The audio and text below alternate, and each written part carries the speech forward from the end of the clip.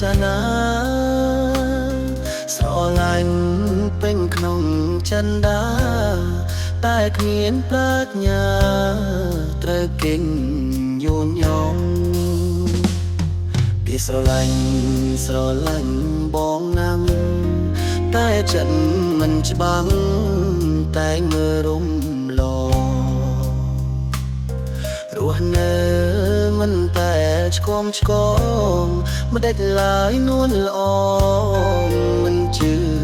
សំដី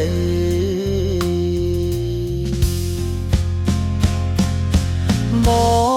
ងស្បត់ក៏បា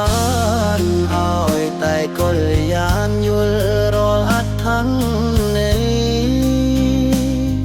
សូមព្រះមង្គលនាមប្រពន្ធប្តីមិនអាចពៀក្លីកាត់សេចក្តីបានជឿចិត្តបងចុងក្នុងនាមកូនប្រុសគ្មានចិត្តសា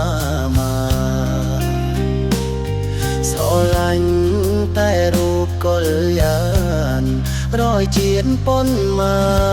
នក៏មិនព្រួលប្រា